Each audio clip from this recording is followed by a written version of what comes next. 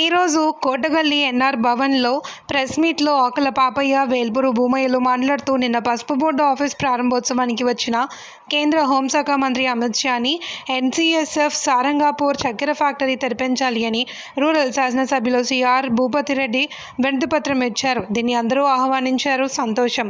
అలాగే రైతులకు రేవంత్ రెడ్డి ప్రభుత్వం ఇచ్చిన హామీ మేరకు ఎన్సీఎస్ఎఫ్ తెరిపించి బెల్లం కేంద్రంగా మార్చి ప్రభుత్వమే నడిపించాలి అని చెరకు ఉత్పత్తిదారుల సంఘం కన్వీనర్ ఆకుల పాపయ్య, ఏఐకేఎంఎస్ జిల్లా అధ్యక్షులు వేల్పూరు భూమయ్య డిమాండ్ చేశారు.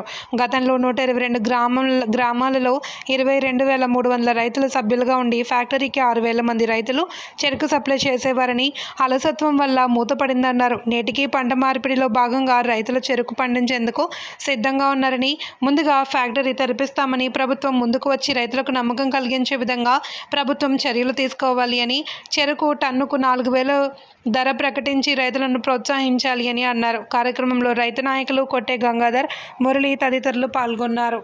ఇక్కడ పసుపు బోర్డు ఆఫీసును ఇనాగ్రేట్ చేయడానికి రావడం జరిగింది. ఆ సందర్భంగా స్థానిక ఎమ్మెల్యే, రూరల్ ప్రాంత ఎమ్మెల్యే గౌరవనీయులు భూపతిరెడ్డి గారు కోఆపరేటివ్ షుగర్ ఫ్యాక్టరీను తెరిపించండి, దానికి కావాల్సిన కేంద్రం నుంచి వెళ్ళి సహకారం చేయండి అనేది ఏదైతే కోరిందో అది అందరూ ఆహ్వానించదగ్గ విషయము. అట్లాగే రాష్ట్ర ప్రభుత్వం కూడా దాన్ని వెంటనే స్టార్ట్ చేయడానికి, దాన్ని బెల్లము తయారు చేసినట్టయితే జిఎస్టీ ఉండదు. దేశవ్యాప్తంగా బెల్లానికి ఈరోజు ప్రజలంతా కూడా మొగ్గు చూపెడుతున్నారు.